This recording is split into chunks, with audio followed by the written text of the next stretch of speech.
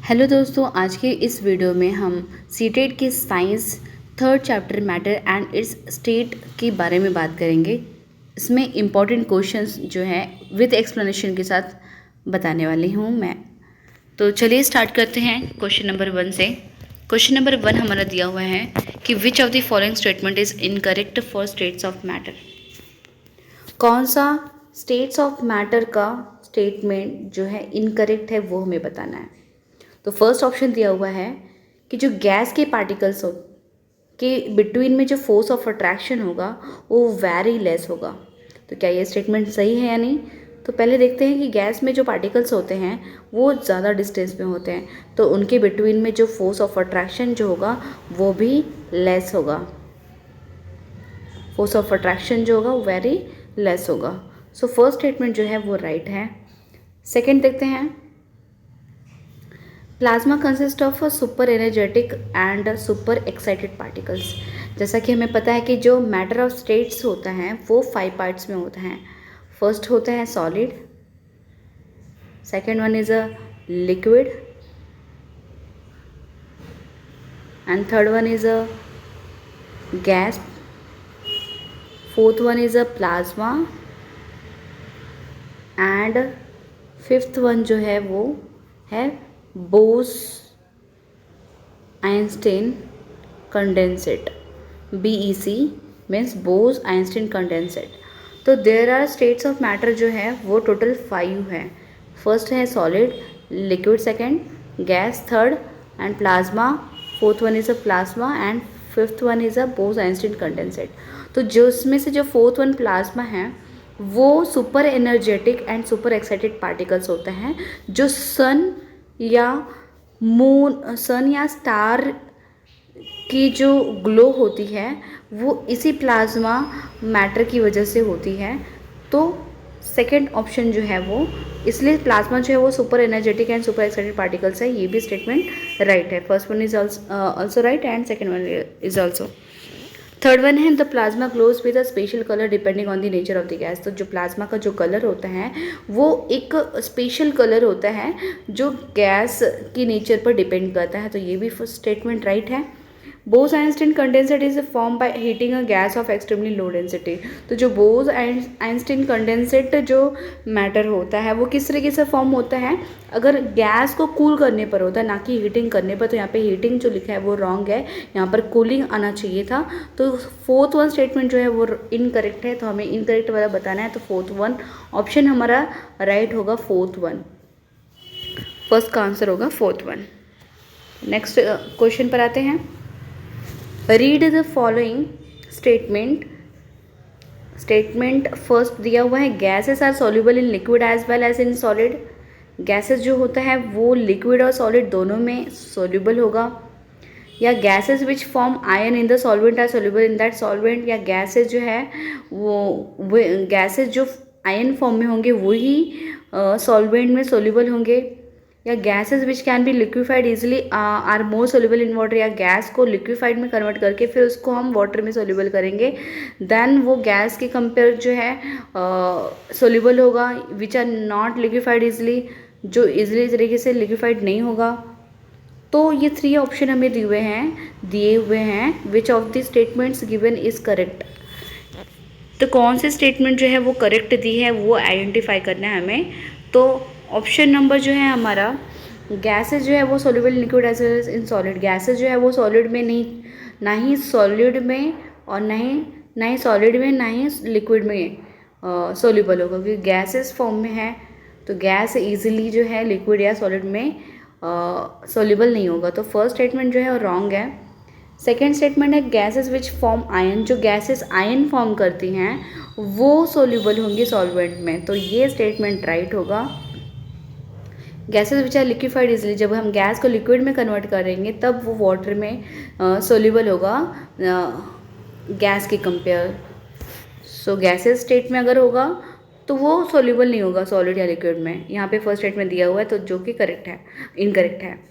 और वही थर्ड में वापस ये है कि थर्ड को गैसेस को जब हम लिक्विड में कन्वर्ट करेंगे और फिर उसको वाटर के साथ सोल्यूबल करेंगे तो गैस के कंपेयर वो जल्दी से उसके वाटर के साथ जो है सोल्यूबल हो जाएगा। तो थर्ड स्टेटमेंट राइट है। तो सेकंड एंड थर्ड वन जो ऑप्शन है वो ऑप्शन नंबर 2 हमारा जो है आएगा। क्वेश्चन नंबर 2 का आंसर है ऑप्शन नंबर 2। क्वेश्चन नंबर 3 पर आते हैं। Consider the following statement. The amount of heat required to change 1 kg solid into the liquid at atmospheric pressure and its melting point is called the latent heat of fusion. अगर हम solid को liquid में convert करते हैं, अगर हम solid को liquid में कन्वर्ट करेंगे तो जो सॉलिड तो लिक्विड में कन्वर्ट हो रहा है तो उसे कहेंगे हम, इस प्रोसेस को हम क्या कहेंगे? सॉलिड को जब हम लिक्विड में कन्वर्ट करेंगे, जब 1 kg सॉलिड को हम लिक्विड में कन्वर्ट करते हैं तो इसे लैटेंट हीट ऑफ फ्यूज़न कहा जाता है। जब 1 kg सॉलिड को हम लिक्विड में कन्वर्ट करेंगे तो उसे लैटेंट हीट ऑफ फ्यूज़न कहेंगे। और जब सॉलिड लिक्विड में कन्वर्ट होता है तो फ्यूज़न कहेंगे, और सिर्फ फ्यूज़न कहेंगे। लेकिन जब 1 kg सॉलिड को लिक्विड में कन्वर्ट करेंगे तो उसे लैटेंट हीट ऑफ फ्यूज़न कहेंगे।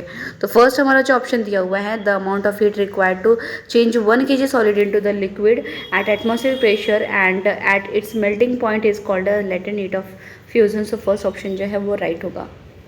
The phenomenon of change of a liquid into the vapours at any temperature below its boiling point called sublimation.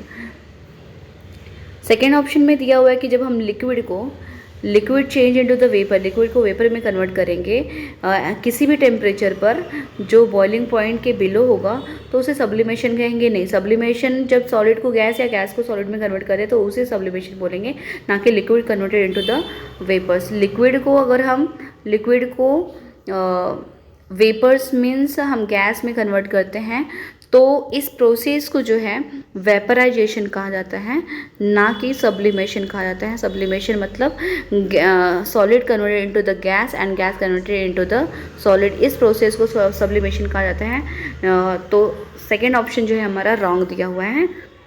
Option number 3 जो है, the process of conversion of liquid into the vapours. Liquid को vapours में convert करने के लिए vapours में convert करें तो इसे बॉइलिंग भी कहा जाता है, क्योंकि लिक्विड जब वेपर फॉर्म में कन्वर्ट होता है तो उस टाइम पे बॉयल होता है, इसलिए इसे बॉइलिंग भी कहा जाता है। तो थर्ड स्टेटमेंट भी राइट होगा, first and third. Second one जो है रॉन्ग है।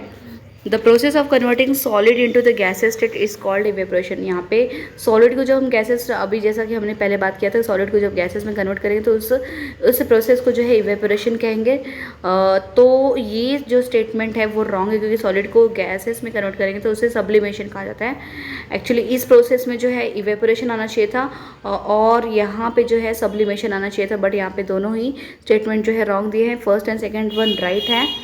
तो ऑप्शन नंबर जो है हमारा, ऑप्शन नंबर क्वेश्चन नंबर 3 का जो ऑप्शन नंबर कौन सा आएगा इसमें से, ऑप्शन नंबर हमारा जो है फर्स्ट एंड थ्री होगा, 1 एंड 3। तो 1 एंड 3 कौन किस में ऑप्शन दिए हुए? ऑप्शन नंबर 3 में। तो ऑप्शन नंबर 3 हमारा जो है करेक्ट आंसर होगा क्वेश्चन नंबर 3 का। नेक्स्ट क्वेश्चन पर आते हैं। On addition of a salt to water causes. जब हम वाटर में अगर हम सॉल्ट ऐड करते हैं तो उसकी बॉइलिंग पॉइंट इंक्रीज़ हो जाएगी या बॉइलिंग पॉइंट डिक्रीज़ हो जाएगी, या बॉइलिंग पॉइंट जो है नॉट अफेक्ट करेगा उस सॉल्ट को ऐड करने पर वाटर में, या फ्रीजिंग पॉइंट जो है उसका इंक्रीज़ हो जाएगा। तो सॉल्ट को जब हम वाटर में ऐड करते हैं तो उसकी जो बॉइलिंग पॉइंट है, अगर वाटर को हम बॉईल कर रहे हैं और उसमें सॉल्ट भी ऐड कर देते हैं तो उसकी बॉइलिंग पॉइंट जो है वो इंक्रीज़ हो जाएगी, क्योंकि उसमें एक और सॉलिड पार्टिकल्स आ गया, क्योंकि सॉलिड को सॉल्वेंट में हम मिक्स कर रहे हैं, तो जिसकी वजह से रिएक्शंस होंगे और फिर वो इंक्रीज़ करेगा बॉइलिंग पॉइंट को। तो फर्स्ट ऑप्शन जो है हमारा राइट होगा। तो फोर्थ का ऑप्शन आएगा फर्स्ट वन। क्वेश्चन नंबर 5 है, a glass of cold milk sometimes forms a coat of water on the outside of the glass, how does most of the water get there. Sometimes क्या होता है, हम ठंडा दूध glass में हमारे sometimes हम ठंडा दूध पीते हैं तो उस ठंडे दूध के बाहर जो है वाटर के ड्रॉपलेट जो है वो जमा हो जाते हैं। तो ऐसा क्यों होता है, वो how does most of the water gets है, तो ये जो वाटर के ड्रॉपलेट्स ग्लास के बाहर हैं वो कहाँ से आए हैं। तो फर्स्ट ऑप्शन दिया हुआ है कि the water vapour evaporates from the milk and condense on the outside of the glass. Option दिया हुआ है यहाँ पे फर्स्ट वन की, या फिर वाटर जो है मिल्क के अंदर जो वाटर होगा वो इवेपोरेट्स होगा और एयर के साथ कंडेंस होके ग्लास के आउटर पार्ट में जो है वो वहाँ पे कंडेंस होकर वहाँ पे ग्लास के आउटर लेयर में जमा हो जाएगा। या फिर the glass act like a semi permeable membrane and allow a water to pass but not the milk. या फिर ये जो मिल्क के अंदर जो वाटर पार्ट होगा वो ग्लास जो है वो सेमी पेरिमेबल होगा और सेमी पेरिमेबल से वो वाटर खाली जो है बाहर के साइड ट्रांसफर होकर वहाँ पे जमा हो जाएगा। या फिर ऑप्शन नंबर 3 जो दिया हुआ है water vapours condense from air, या फिर एयर में जो वाटर वेपर्स कंटेन है वो कंडेंस होके यहाँ पे वाटर ड्रॉपलेट जो है वो जमा हो जाएंगे। या फिर फोर्थ ऑप्शन दिया हुआ है the coldness causes oxygen and hydrogen from the air combine on the glass forming water. या फिर उस मिल्क जो कोल्ड है उसके कोल्डनेस की वजह से एयर में प्रेजेंट ऑक्सीजन और हाइड्रोजन जो है उनको कंबाइन करके वो वाटर फॉर्म करके फिर यहाँ पे जमा हो जाएंगे। तो ऑब्वियसली ये नहीं हो सकता है और पॉसिबल, क्योंकि यहाँ पे जो है हीट करेंगे तो फिर वाटर जो है वहाँ पे कंडेंस होगा एयर में प्रेजेंट, ना कि ये फोर्थ वन ऑप्शन रॉन्ग होगा, water vapours condense from air. या फिर थर्ड ऑप्शन जो है water vapours condense from air, air में प्रेजेंट वाटर वेपर्स जो है वो कंडेंस हो जाएंगे।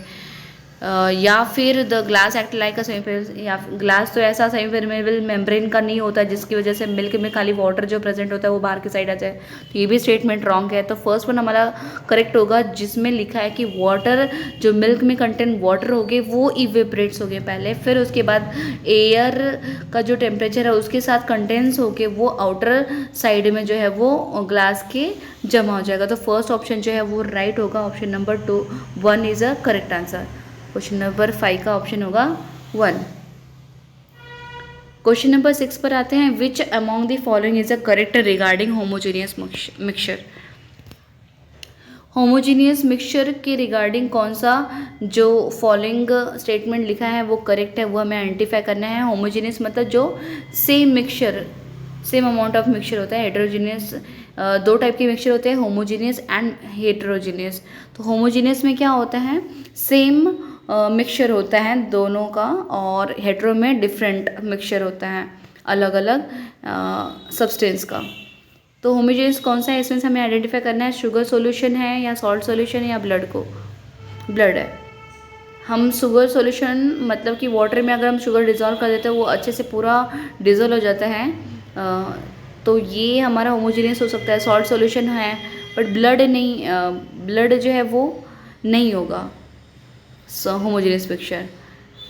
Sugar solution first one, second में होगा सॉल्ट सॉल्यूशन होगा लेमनेड मतलब नींबू पानी जो होता है वो भी जो है होमोजीनियस मिक्सचर है। तो ऑप्शन नंबर 2 हमारा जो है वो करेक्ट होगा, sugar solution, salt and lemonade. बाकी थर्ड में जो है शुगर सॉल्यूशन है बट मिल्क और जेमस्टोन नहीं है। हेयर क्रीम्स, बटर, चीज़ ये सारे नहीं है होमोजेनियस मिक्सचर। हेयर क्रीम जो है नहीं है, तो ऑप्शन नंबर 2 जो है हमारा करेक्ट आंसर होगा। क्वेश्चन नंबर 7 पर आते हैं, which of the following statement is correct for true solution. कौन सा ट्रू सॉल्यूशन का करेक्ट स्टेटमेंट है। ट्रू सॉल्यूशन मतलब होमोजेनियस मिक्सचर होता है, तो it is a heterogeneous mixture, no. They are unstable, no. True solution मतलब कि होता है कि होमोजेनियस मिक्सचर होता है और वो स्टेबल भी होता है, बट यहाँ पे लिखा है अनस्टेबल, तो रॉन्ग है। There particles can pass through filter paper. अगर ट्रू सॉल्यूशन मतलब कि पूरा होमोजेनियसली उसकी पार्टिकल साइज जो है एकदम पूरा एकदम अच्छे से मिक्स हो जाएगी, जैसे कि लेमन शरबत हो गया या शुगर सॉल्यूशन हो गया या सॉल्ट सॉल्यूशन हो गया, इसको हम फिल्टर करेंगे तो उसमें से जो भी लेमन की जो पार्टिकल्स हो या सॉल्ट के या शुगर के वो हम सेपरेट नहीं कर सकते फिल्टर पेपर के थ्रू, तो ये भी स्टेटमेंट रॉन्ग होगा। They can be separate from the mixture by filtration process. तो या फिर हम उसको फिल्ट्रेशन प्रोसेस से जो है हम सेपरेट कर सकते हैं, ऐसा ऑप्शन दिया हुआ है। ट्रू सॉल्यूशन में क्या करते हैं हम, ये भी हमारा रॉन्ग होगा actually. Question number option number जो 3 है वो हमारा राइट होगा। पार्टिकल्स जो है वो हम पास कर सकते हैं फिल्टर पेपर के थ्रू ट्रू सॉल्यूशन में। ट्रू सॉल्यूशन मीन्स होता क्या है, ट्रू सॉल्यूशन मतलब क्या, true solution is a homogeneous mixture. True solution जो है होमोजेनियस मिक्सचर होता है, हेट्रोजेनियस नहीं होता है। और ये जो है इसमें there particles can pass through filter paper, इसमें जो पार्टिकल्स होंगे ट्रू सॉल्यूशन में वो इजीली पास हो जाएंगे। और पार्टिकल की साइज़ जो है स्मॉलर होती है 1 nanometre in diameter. The constituent present in the lesser amount is called as solute while the present in larger amount is called as solvent. तो the particles can pass through filter paper thus cannot be separated from mixture by filtration। तो option number हमारा 3 जो है वो right answer होगा। Consider the following statement and choose the correct option. First option दिया हुआ है, करेक्ट ऑप्शन हमें चूज़ करना है। No change in volume occurs on dissolving sugar in water. अगर हम वाटर में शुगर डिज़ोल्व करते हैं तो उसकी वॉल्यूम पर कुछ इफेक्ट नहीं करेगा, नो चेंजेस हो, चेंजेस नहीं होगा। तो ये स्टेटमेंट राइट है या नहीं। या फिर सेकंड ऑप्शन दिया हुआ है, sugar particles go into the empty spaces present in the particles of the space. जो शुगर के पार्टिकल्स होते हैं वाटर के अंदर, तो वो वाटर के अंदर जाके जहाँ पे एम्प्टी स्पेसेस होता है वहाँ पे जाके प्रेजेंट होते हैं, वहाँ पे जाके प्रेजेंट होते हैं। तो दोनों में से कौन सा ऑप्शन जो है वो राइट होगा वो हमें बताना है। तो बोथ स्टेटमेंट 1 और 2 फॉल्स, दोनों स्टेटमेंट फॉल्स होगा। या फिर statement is correct but statement first one correct होगा और सेकंड वन फॉल्स होगा। या फिर सेकंड जो है करेक्ट होगा और या फर्स्ट फॉल्स होगा, या दोनों ही करेक्ट होंगे।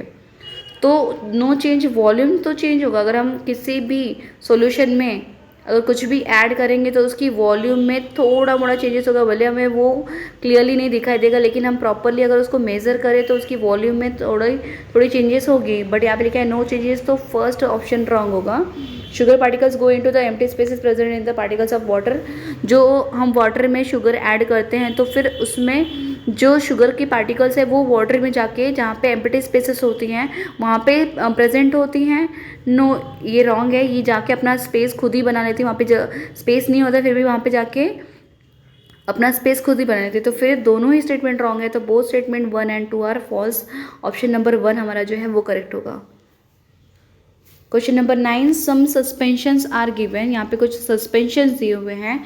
फर्स्ट वन है फॉग, सेकेंड है एयर, थर्ड है ब्लड, पेंट, एरोसोल स्प्रे। तो among the following true suspensions are, तो इसमें से कौन सा ट्रू सस्पेंशंस है हमें वो बताना है। तो फॉग जो होता है कोल्ड क्लाइमेट में क्या होता है, फॉग्स में क्या होता है, पूरे गैसेस होती हैं। तो हम क्या कर सकते हैं, गैसेस फॉर्म में होता है। एयर में जो है डस्ट पार्टिकल्स और डस्ट पार्टिकल्स होते हैं। सस्पेंशंस मतलब होते हैं कि जैसे कि पहले हम बात करते हैं सस्पेंशन की। सस्पेंशन मतलब जो हम फिल्टर पेपर के थ्रू हम सॉल्यूशन को सेपरेट कर सकते हैं, उसको बोलेंगे सस्पेंशन। इसमें जो पार्टिकल की साइज़ होती है वो 100 नैनोमीटर होती है। सस्पेंशन में जो पार्टिकल साइज़ होती है वो 100 नैनोमीटर होती है और इसको हम सेपरेट कर सकते हैं बाय फिल्टर पेपर। सो फिल्टर पेपर के थ्रू हम सस्पेंशंस को जो है फिल्टर कर सकते हैं। तो फॉग तो कोल्ड क्लाइमेट में जो फॉग होता है which is gases in form, तो गैसेस को अगर हम कंडेंस करके उसको लिक्विड फॉर्म में कन्वर्ट करें और उस लिक्विड को अगर हम फिल्टर पेपर में करके अगर हम फिल्टर पेपर के थ्रू जो है उसको फिल्टर करें तो फिर वो जो है फिल्टर हो सकता है, सस्पेंशन हो सकता है। मतलब फॉग जो है वो हो सकता है फॉग का। एयर की बात करें तो एयर में भी डस्ट पार्टिकल्स होते हैं, वाटर वेपर्स भी होता है। तो वाटर वेपर्स को कंडेंस करके हम लिक्विड फॉर्म में कन्वर्ट करके फिर उसको हम फिल्टर पेपर के थ्रू कन्वर्ट कर सकते हैं, फिल्टर पेपर के थ्रू फिल्टर कर सकते हैं। तो एयर भी जो है वो सस्पेंशन है। ब्लड में भी हमारे बहुत सारे अलग अलग प्लाज्मा होता है, आरबीसी रेड ब्लड सेल्स होता है और वाइट ब्लड सेल्स होता है। तो इसको भी हम जो है सेपरेट कर सकते हैं फिल्टर पेपर के थ्रू। पेंट जो है वो बहुत ही थिक फॉर्म में होता है। इसको अगर हम फिल्टर पेपर में अगर फिल्टर करने के लिए रखें तो फिर ये फिल्टर नहीं होगा, तो पेंट नहीं होगा। एरोसोल स्प्रे जो है वो हमारा सस्पेंशंस फॉर्म में नहीं होगा, क्योंकि एरोसोल जो है वो सॉलिड और गैस होता है जिसमें डस्ट या स्मोक होता है, उसमें वाटर वेपर्स कंटेन्स नहीं होता। अगर हम उसको कंटेन्स करेंगे तो भी वो लिक्विड फॉर्म में चेंज नहीं होगा। डस्ट या स्मोक का जो पार्ट होता है वो एरोसोल होगा। तो ये भी ऑप्शन नंबर 5 रॉन्ग होगा। तो first, second and third one option जो है राइट होगा। फर्स्ट, सेकंड, थर्ड जो है, जो कि हमारा फर्स्ट ऑप्शन में दिया हुआ है, तो 9th का option number 1 answer is correct answer. Question number 10 पर आते हैं। Match column 1 and with column 2 and select the correct answer using the codes given below columns. यहाँ पे दिए हुए हैं कुछ स्मोक जो है, dispersion of gas and liquid. Smoke में जो है डस्ट, अभी जस्ट हमने बात किया कि जो स्मोक होता है वो सॉलिड या गैसेस फॉर्म में होता है, सॉलिड या गैसेस फॉर्म में होता है।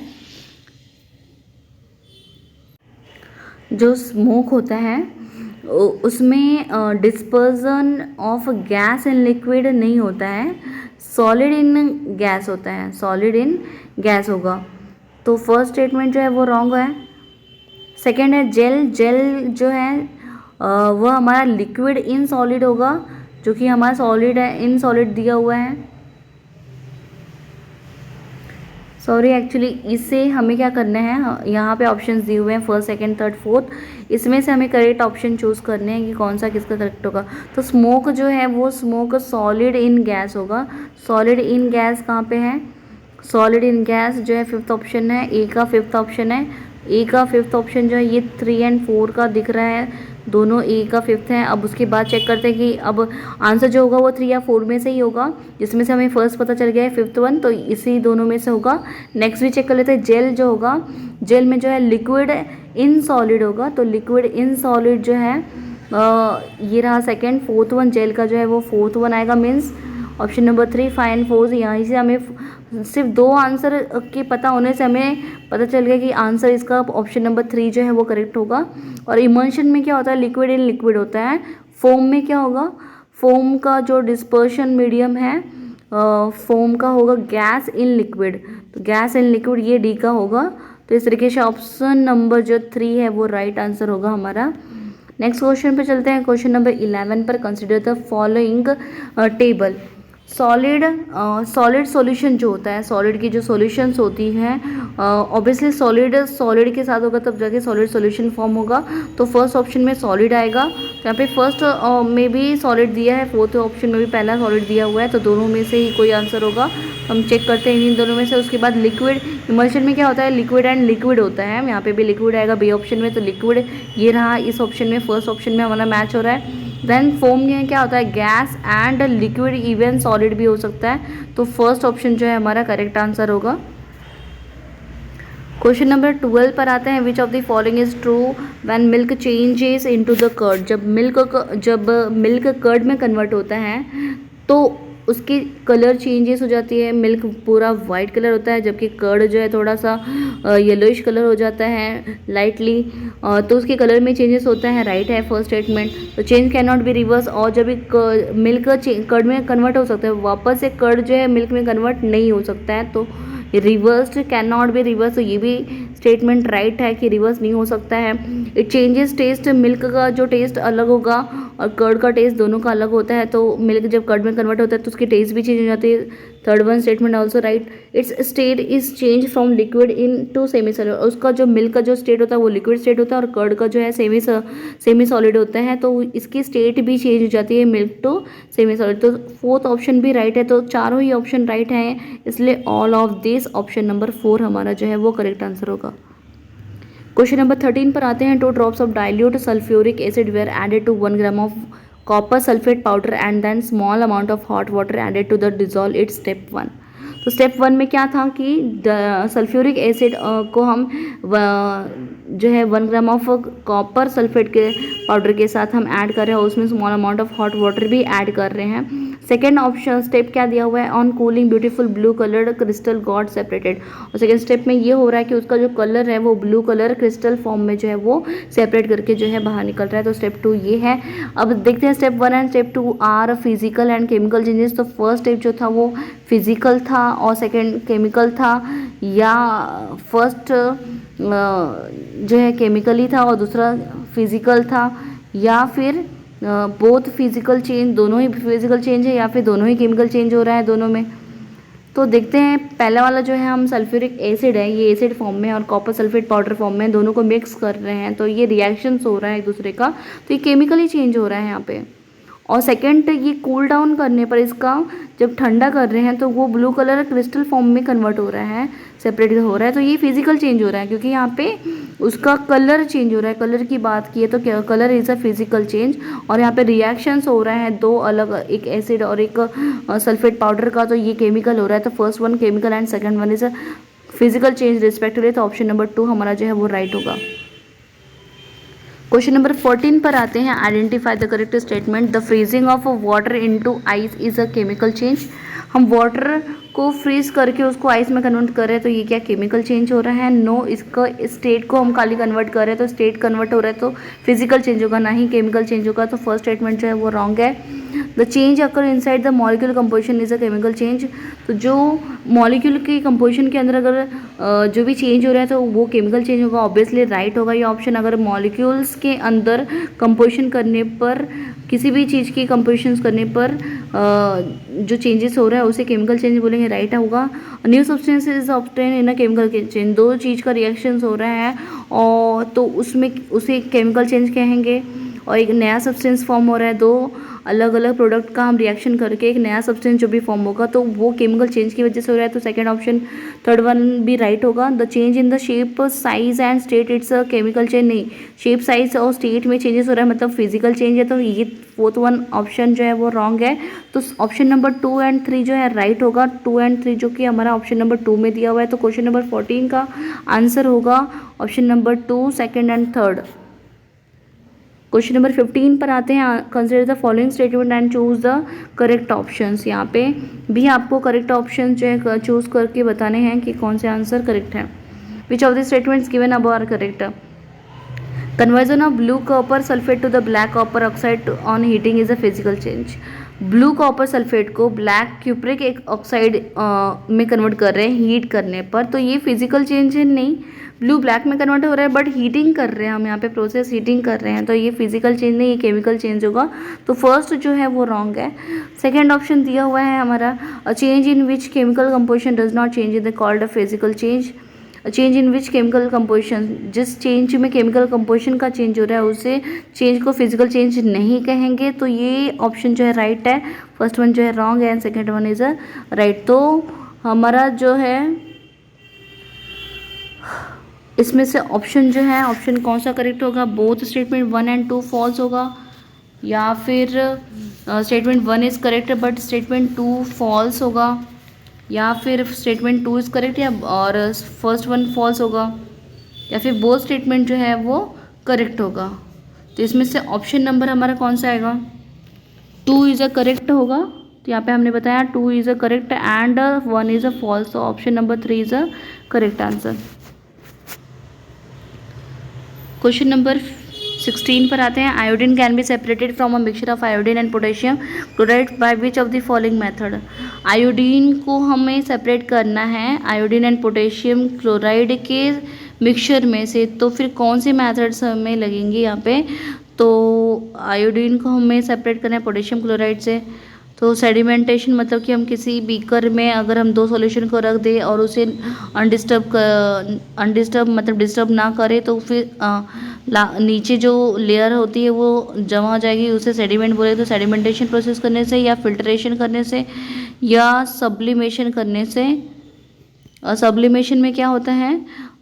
सब्लिमेशन में solid converted into the gas and distillation process. ये हमारा ऑप्शन जो है करेक्ट होगा, क्योंकि डिस्टिलेशन में क्या होता है, अगर दो अलग अलग सॉल्यूशंस है मिक्सचर, दो अलग अलग प्रोडक्ट, दो अलग अलग पार्ट है उसका मिक्सचर है, अगर उसको सेपरेट करना है तो हम डिस्टिलेशन मेथड से कर सकते हैं। डिस्टिलेशन मेथड में क्या होता है कि एक बीकर होता है, उसमें बीकर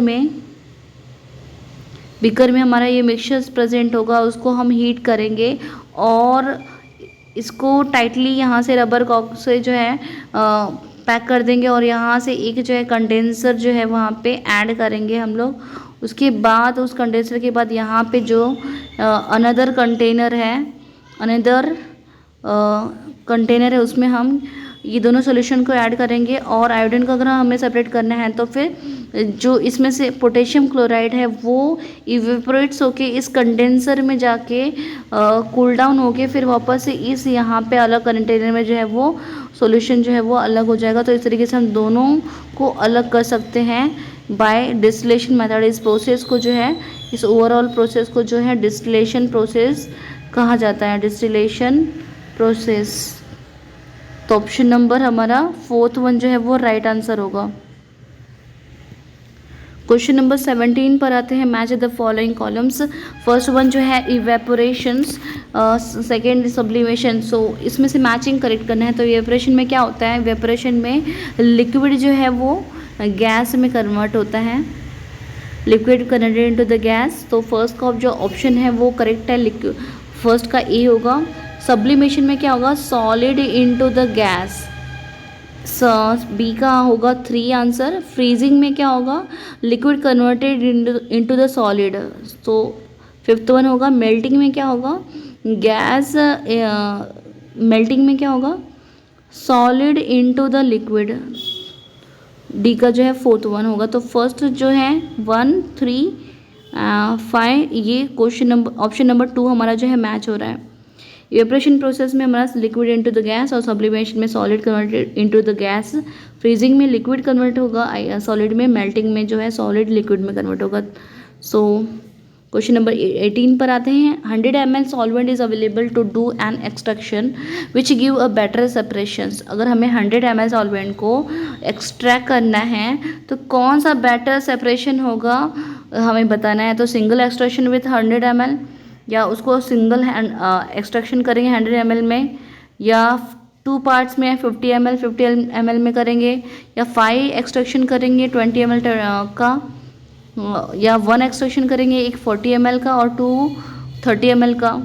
तो ये तो लेंदी प्रोसेस हो जाएगा।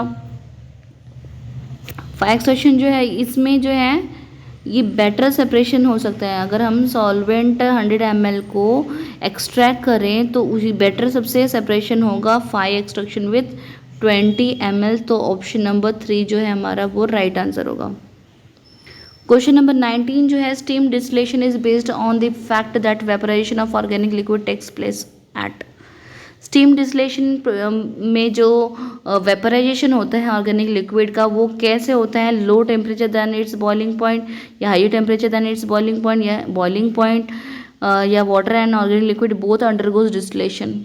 अगर हम स्टीम डिस्टिलेशन में क्या होता है कि जो ऑर्गेनिक लिक्विड होती है वेपराइजेशन होती है लो टेम्परेचर पे। हम किसी बीकर में अगर हम किसी थिंग्स को अगर हम हीट कर रहे हैं तो वो ज़्यादा फास्टली नहीं करेंगे, अदरवाइज़ ये जो कंटेनर है वो टूट सकता है, ब्रेक हो सकता है, क्योंकि वो कांच का होता है। तो इसलिए हमें लो टेम्परेचर पे क्या करना है, बॉईल करके उसको डिस्टिलेशन प्रोसेस से वेपराइजेशन करके कंडेंसेशन के थ्रू उसको अदर कंटेनर में जो है वो हमें स्टोर कर लेना है। तो ये low temperature and boiling point, temperature को लो करेंगे और बॉइलिंग पॉइंट को लो करेंगे, तो ये फर्स्ट ऑप्शन जो है हमारा राइट आंसर होगा। सो 19 का option number 1 is the right answer होगा। Question number 20, fractional crystallisation is carried out to separate a mixture of. Fractional जो डिस्टिलाइजेशन होता है, क्रिस्टलाइजेशन मतलब प्रोसेस, क्रिस्टलाइजेशन प्रोसेस में क्या होता है कि जैसे कि एग्जांपल ले लेंगे हम सॉल्ट का। सॉल्ट जो होता है कैसे ऑब्टेन होता है, वाटर में जो सॉल्ट होता है वाटर इवेपोरेट्स हो जाता है और सॉल्ट जो है सॉल्ट वो खाली रिमेनिंग रह जाता है क्रिस्टल फॉर्म में। तो इस प्रोसेस को बोलेंगे क्रिस्टलाइजेशन प्रोसेस। तो fractional crystallisation is carried out to separate a mixture of जो फ्रैक्शनल डिस्टिलेशन है उसको हम कौन से मिक्सचर को सेपरेट करने के लिए कैरी आउट करते हैं। तो फर्स्ट ऑप्शन दिया हुआ है organic solid mix with inorganic solid. जो ऑर्गेनिक सॉलिड इनऑर्गेनिक सॉलिड के साथ मिक्स होता है तो वहाँ पे हम क्रिस्टलाइजेशन का यूज़ करते हैं, या फिर organic solid slightly soluble in water, या फिर ऑर्गेनिक सॉलिड जो है वो वाटर के साथ थोड़ा सा सॉल्युबल होता है, या organic solid having small difference in the solubility in the suitable solvent, या ऑर्गेनिक सॉलिड जो है वो स्मॉल डिफरेंस होता है सुटेबल सॉल्वेंट में, या organic solid having great difference in the solubility in the suitable solvent. तो ऑप्शन नंबर हमारा 20 का जो है वो फोर्थ वन होगा, क्योंकि organic solid just having a great difference in the solubility in the suitable solvent. Option number fourth one is the right answer होगा। Question number 21 जो है, Neha by chance mix acetone with alcohol. Neha ने क्या किया, acetone और alcohol को bye mistakenly क्या किया, बाय चांस उससे वो दोनों जो है मिक्स हो गए हैं, एसीटोन और अल्कोहल। तो the mixture of acetone and alcohol can be separated by which of the following method. तो एसीटोन और अल्कोहल को दोनों को किस तरीके से हम सेपरेट कर सकते हैं, तो फ्रैक्शनल डिस्टिलेशन जो है वो ये जो है इस मेथड से हम सेपरेट कर सकते हैं। नॉर्मली दोनों लिक्विड फॉर्म में हैं, तो फिल्ट्रेशन फॉर्म में तो फिल्ट्रेशन में तो जो सॉलिड पार्टिकल्स होते हैं वो सेपरेट कर सकते हैं। सेपरेटिंग फनल, तो फनल के थ्रू नॉर्मल उसको सेटल करके हम नहीं कर सकते हैं, फनल के थ्रू भी नहीं कर सकते हैं। फ्रैक्शनल क्रिस्टलाइजेशन के फॉर्म में नहीं कर सकते, जिसमें इवेपोरेशन होता है। फ्रैक्शनल डिस्टिलेशन जो है ये, इसलिए फोर्थ वन ऑप्शन हमारा राइट आंसर होगा। क्वेश्चन नंबर 22 पर आते हैं। Mixture of ethyl alcohol and water can be separated into the individual components by. जो इथाइल अल्कोहल एंड वाटर का जो मिक्सचर है उसको हम सेपरेट करेंगे दोनों को कौन से, यहाँ पे भी फ्रैक्शनल ही डिस्टिलेशन होगा, क्योंकि दो लिक्विड को अगर हम सेपरेट करना है हमें तो फ्रैक्शनल डिस्टिलेशन के मेथड के थ्रू कर सकते हैं। Separation by layers in separatory funnel के थ्रू नहीं कर सकते हैं, ना ही क्रिस्टलाइजेशन में इवेपोरेशन होता है। और क्रोमैटोग्राफी में क्या होता है, हम सिर्फ कलर पिगमेंटेशन को सेपरेट कर सकते हैं इस टेक्निक से, तो ये भी नहीं आएगा। तो ऑप्शन नंबर फोर्थ हमारा जो है वो राइट आंसर होगा। Question number 23, absolute alcohol can not be obtaining by simple fractional distillation because. जो एब्सोल्यूट अल्कोहल है हम उसको सिंपल फ्रैक्शनल डिस्टिलेशन के थ्रू हम नहीं सेपरेट कर सकते। क्यों, क्योंकि जो constant boiling azeotropic mixture is form with water, क्योंकि जो एब्सोल्यूट जो अल्कोहल है उसको वह जो है वो कांस्टेंट बॉइलिंग एजिट्रोपिक का मतलब कि कांस्टेंट टेम्परेचर। इसमें एब्सोल्यूट अल्कोहल क्या होता है, जब फ्रैक्शनल डिस्टिलेशन के थ्रू हम इसको नहीं कर सकते हैं, क्योंकि एजिट्रोपिक में क्या होता है कि जो बॉइलिंग पॉइंट है वो एक टाइम पे जो है बॉइलिंग पॉइंट जो है वो कांस्टेंट होता है। तो constant boiling point mixture of is form with water, water के साथ, वाटर के मिक्सचर के साथ वो क्या करेगा, बॉइलिंग पॉइंट जो है वो एक कांस्टेंट फॉर्म करेगा। तो ऑप्शन नंबर फोर्थ वन जो है वो राइट आंसर होगा हमारा 23 का। क्वेश्चन नंबर 24 पर आते हैं। Which of the following statement is the correct principle for chromatography. Chromatography का कौन सा प्रिंसिपल जो है वो करेक्ट होगा वो हमें बताना है। तो different solubility of a different substance in a different medium, अलग अलग मीडियम में हम डिफरेंट सोल्युबिलिटीज़ ले रहे हैं डिफरेंट सब्सटेंस का, या फिर same solubility of different substance, या फिर सेम सोल्युबिलिटी अलग अलग सब्सटेंस से सेम सोल्युबिलिटी ले रहे हैं हम सेम मीडियम में, या फिर different solubility of different substance in same medium, या अलग अलग सब्सटेंस की अलग अलग सोल्युबिलिटी को हम एक ही मीडियम में रख रहे हैं, या बोथ वन या टू ऑप्शन आएगा। तो ऑप्शन नंबर 3 हमारा जो है वो राइट आंसर होगा क्रोमैटोग्राफी का। इसमें क्या होगा कि जो अलग अलग सब्सटेंस की अलग अलग जो सोल्युबिलिटीज़ होगी उसको हम सेम मीडियम में जो है रखेंगे, इसे बोलेंगे क्रोमैटोग्राफी प्रिंसिपल्स। तो option number 3 is right answer. Which one among the following pairs of metals constitute the lightest metal and the heaviest metal respectively. यहाँ पे हमें बताना है कि कौन सा जो है लाइटेस्ट एंड कौन सा हैवीएस्ट मेटल है। तो फर्स्ट वन जो है वो लाइटेस्ट होना चाहिए और दूसरा वाला जो है वो हाईएस्ट होना चाहिए। तो ये लिथियम तो लाइटेस्ट है ही, बट मर्क्यूरी नहीं है। मर्क्यूरी जो है वो सॉफ्ट है, ये भी लाइटेस्ट है, ये लाइटेस्ट है, ये भी लाइटेस्ट है, तो ये ऑप्शन नहीं हो सकता है।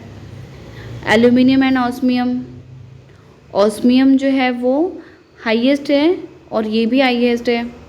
एल्यूमिनियम हाईएस्ट है और मर्क्यूरी जो है यह हाईएस्ट है और ये लोवेस्ट है, लाइटेस्ट है। ये हैवीएस्ट है और ये हैवीएस्ट है और ये लाइटेस्ट है।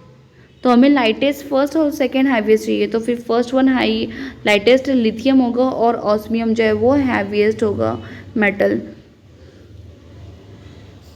ऑस्मियम जो हमारा पेन होता है, पेन की जो निब होती है वो जो है ऑस्मियम मेटल से बना होता है, जो कि हार्ड होता है और स्ट्रॉन्ग होता है। पेन का जो निप, जो टिप पॉइंट होता है, nib, that is osmium metal से बना होता है। तो ओस्मियम जो है वो एक हार्ड मेटल है और लिथियम जो है वो एक लाइटेस्ट मेटल है। क्वेश्चन नंबर 26 पर आते हैं। Consider the following statement, gold and silver are the two best ductile metals. Gold और सिल्वर दोनों ही डक्टाइल मेटल्स है, क्योंकि दोनों को वायर फॉर्म में कन्वर्ट कर सकते हैं, तभी तो हम गोल्ड सिल्वर का ज्वेलरी वगैरह पहनते हैं। तो फर्स्ट ऑप्शन राइट है। ऑल मेटल्स आर दस मैलिएबल एक्सेप्ट मर्क्यूरी, सारे मेटल जो है वो मैलिएबल है मर्क्यूरी को छोड़ के। ऑप्शन नंबर 3 जो है, noble metals are affected by air and water, जो नोबल मेटल्स होते हैं वो एयर और वाटर से अफेक्ट करते हैं। तो ऑप्शन नंबर हमारा कौन सा करेक्ट है वो हमें चूज करके बताना है। तीनों स्टेटमेंट में से कौन से आंसर राइट है। तो ऑप्शन नंबर जो 1 है, गोल्ड सिल्वर जो है, फर्स्ट वन राइट है। मर्क्यूरी जो है वो मेलिएबल नहीं है, बाकी सारे मेटल जो है वो मेलिएबल होते हैं मर्क्यूरी को छोड़ के। तो ऑप्शन नंबर 1 एंड 2 राइट होगा। और थर्ड ऑप्शन जो दिया हुआ है वो रॉन्ग है। एयर एंड वाटर, नोबल जो मेटल्स है वो एयर और वाटर में अफेक्ट करते हैं। तो ये जो है थर्ड स्टेटमेंट रॉन्ग है, फर्स्ट सेकंड राइट होगा। तो option number 1 is the correct answer. Question number 27, which of the following is not a group of metalloids, कौन सा मेटलॉइड्स का ग्रुप नहीं है। एक्चुअली यहाँ पे दिया हुआ है ऑप्शंस में, जर्मेनियम जो है मेटलॉइड्स है, जर्मेनियम एंटीमनी मेटलॉइड्स है, एल्यूमिनियम, कॉपर, एल्यूमिनियम। यहाँ पे एक्चुअली इस क्वेश्चन में जो है नॉट नहीं होना चाहिए। यहाँ पे पूछा है कि विच of the following is a group of metal, कौन सा मेटलॉइड्स के ग्रुप होंगे।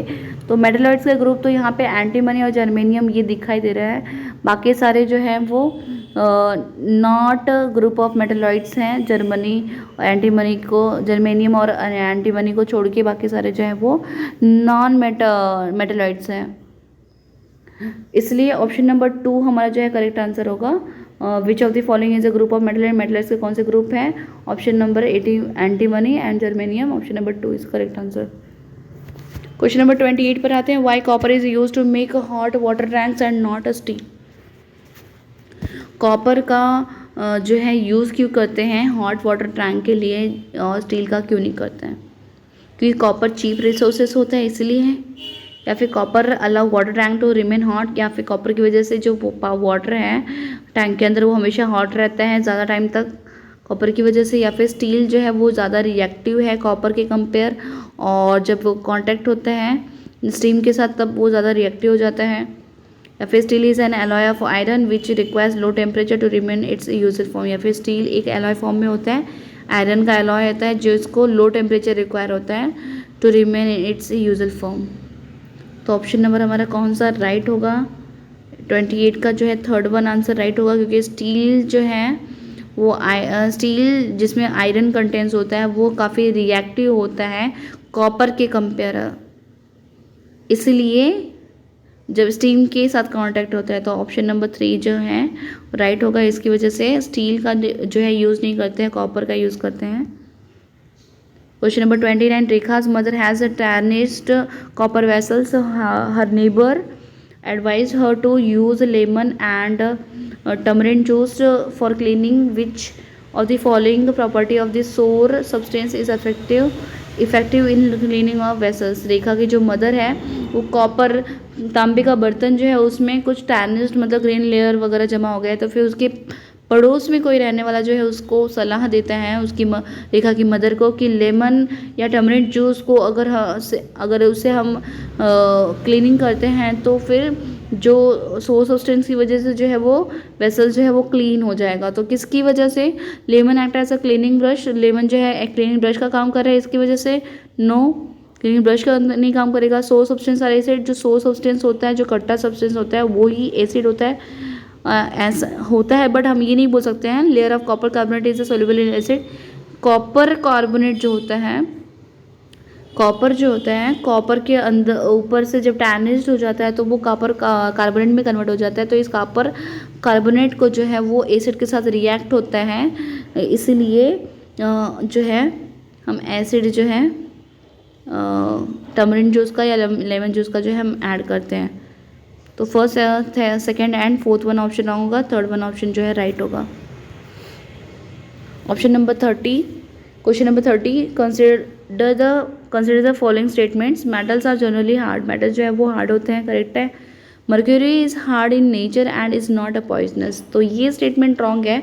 मर्क्यूरी जो होता है वो सॉफ्ट होता है और ये नॉट पॉइजनस लिखा है बट पॉइजनस होता है, यहाँ पे पॉइजनस होना चाहिए, यहाँ पे लिखना चाहिए कि मर्क्यूरी इज़ अ पॉइजनस होता है, बट यहाँ पे लिखा है नॉट, तो ये स्टेटमेंट रॉन्ग है।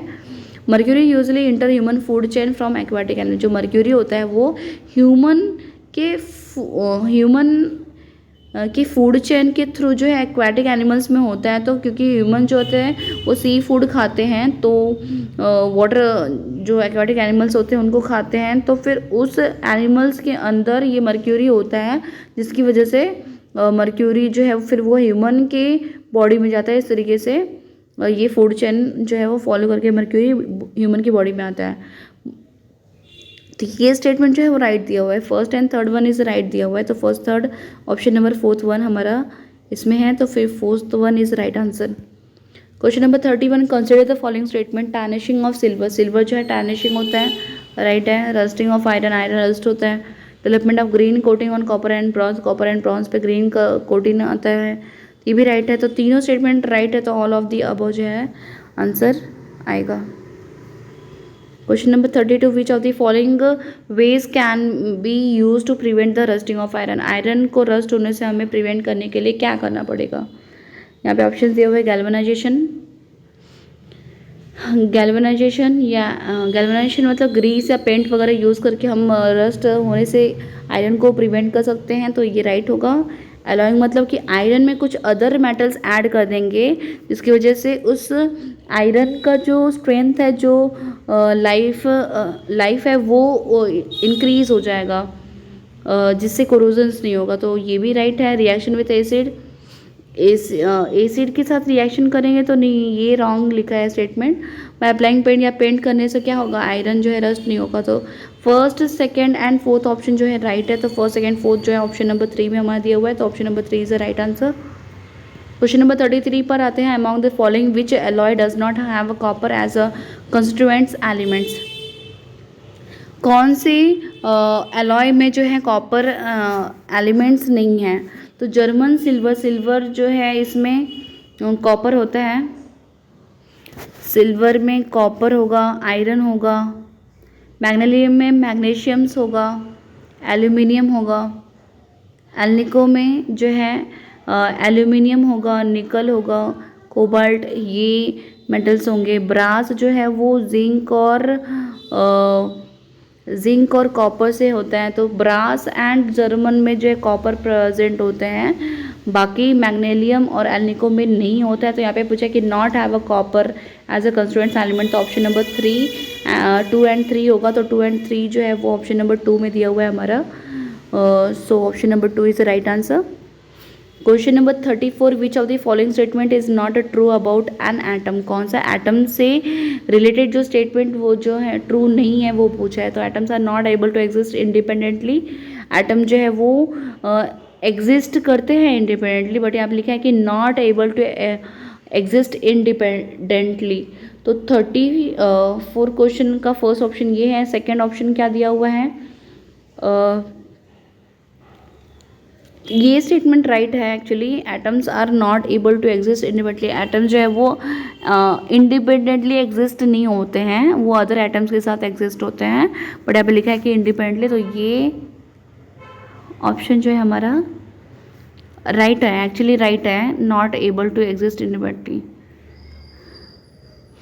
Atoms are basic units from which molecules and ions are form. Atoms जो है एक बेसिक यूनिट है जिससे मॉलिक्यूल्स और आयंस फॉर्म होते हैं, तो ये स्टेटमेंट राइट है। Atoms aggregate in large numbers to form matter, बहुत सारे एटम्स एक साथ इकट्ठा हो जाएंगे तो फिर मैटर फॉर्म करेगा, तो ये जो हम देख सकते हैं, फील कर सकते हैं, टच कर सकते हैं, बट एटम्स को हम नहीं देख सकते, लेकिन बहुत सारे एटम एक साथ इकट्ठा होकर मैटर बनेंगे तो उसको हम देख सकते हैं, सी कर सकते हैं, फील कर सकते हैं, टच कर सकते हैं।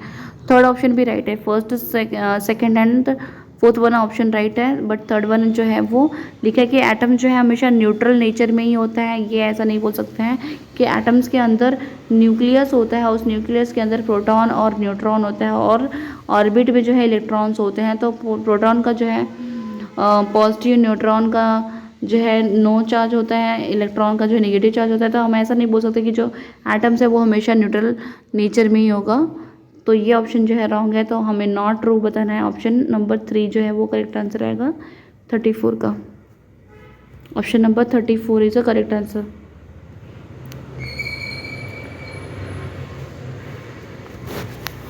Match column 1 and 2 and select the correct answer using the codes given below. यहाँ पे कोड कुछ कोड्स दिए हुए हैं हमें नीचे ऑप्शंस में 1 2 3 4 करके, और इसमें से बताना है कौन सा राइट आंसर होगा। इलेक्ट्रॉन जो है वो जे थॉमसन का, इलेक्ट्रॉन जो है जे थॉमसन ने डिस्कवर किया है, तो बी का ऑप्शन 3 होगा। प्रोटॉन जो है वो गोल्डस्टीन ने डिस्कवर किया था। न्यूट्रॉन जो है वो चैडविक ने डिस्कवर किया था। एटम थ्योरी जो है वो जॉन डाल्टन ने डिस्कवर किया था। ए का आंसर जो है वो 2 होगा और बी का जो है वो 3 होगा। ए का answer 2 and electron J Thomson. B का जो है वो ए का जो है वो 2 होगा एंड बी का जो है वो 3 होगा एंड 2 का जो है वो 3 होगा एंड 3 का जो है वो 1 होगा एंड 4 होगा। तो ऑप्शन नंबर 4 जो है वो राइट आंसर होगा। Iron nails are deep into the blue copper sulphate after sometimes iron nails are. अगर हम आयरन नेल्स को अगर हम डीप करते हैं कॉपर सल्फेट सॉल्यूशन में तो क्या होगा आयरन नेल्स में? Dissolve and blue colour is discharge, dissolve हो जाएगा आयरन नेल्स, और ब्लू जो कलर का जो सल्फेट सॉल्यूशन है वो कॉपर सॉल्यूशन वो डिस्चार्ज हो जाएगा, वो गायब हो जाएगा।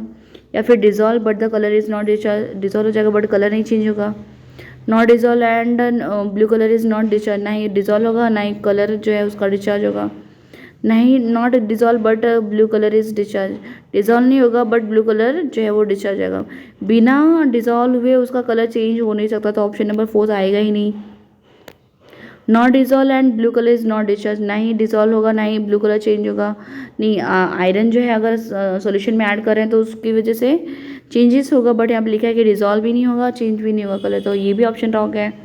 Dissolve but blue colour is not discharge, अगर डिजॉल्व हो जाएगा तो उसका कलर चेंज होगा बट यहाँ पे लिखा है कलर चेंज नहीं होगा, तो ये भी ऑप्शन रॉन्ग दिया हुआ है। तो डिजॉल्व होगा और ब्लू कलर जो है वो डिस्चार्ज हो जाएगा, तो इसलिए option number 1 is the correct answer.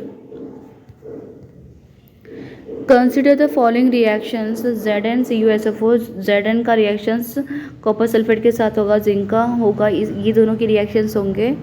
ZnSO4 form होगा और Cu जो है वो इस तरीके से और जिंक सल्फेट और Fe जो है इस तरीके से इसका रिएक्शंस फॉर्म होगा, बट सेकेंड वाला जो है रिएक्शंस नहीं होगा क्योंकि जिंक जो है वो ज़्यादा रिएक्टिव है सल्फेट के साथ और आयरन का जो रिएक्टिविटी है वो जिंक के कंपेयर कम है, इसलिए इसका रिएक्शंस नहीं होगा, जैसे है एज इट इज़ होगा।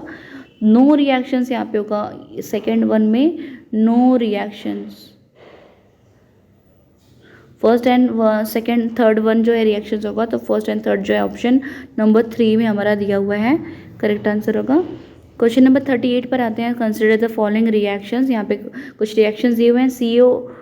Cu कॉपर ऑक्साइड का हाइड्रोजन के साथ होगा, हीट करने पर कॉपर सेपरेट हो जाएगा ऑक्सीजन के साथ और ऑक्सीजन जो है वो हाइड्रोजन के साथ कंबाइन होकर वाटर फॉर्म करेगा। तो ये जो which species get oxidise in the given chemical reaction, तो ये जो केमिकल रिएक्शंस हो रहा है इसमें कौन सा मॉलिक्यूल जो है ऑक्सीडाइज हो रहा है? तो यहाँ पे ऑक्सीजन ऑक्सीडाइज मतलब ऑक्सीजन ऐड, तो यहाँ पे रिएक्शन होने के बाद ऑक्सीजन किस में ऐड हो रहा है? हाइड्रोजन के साथ। तो ऑप्शन नंबर हमारा कौन सा होगा? Option number 2। तो ऑक्सीडाइज्ड हो रहा है कौन सा? ऑक्सीजन के साथ ऑक्सीजन हाइड्रोजन के साथ ऑक्सीजन रिएक्ट हो रहा है, मतलब हाइड्रोजन ऑक्सीडाइज हो रहा है, तो ऑप्शन नंबर 2 हमारा करेक्ट आंसर होगा। तो इस तरीके से हमारा क्वेश्चन जो है वो फिनिश होता है। ये पार्ट 1 है हमारा। पार्ट 2 में जो है प्रीवियस ईयर के जो क्वेश्चंस होंगे वो हम जो है आपको नेक्स्ट वीडियो में बताने वाले हैं। तो आज के इस वीडियो में इतना ही। तो आई होप आपको ये वीडियो समझ में आया होगा। So thank you for watching my this video.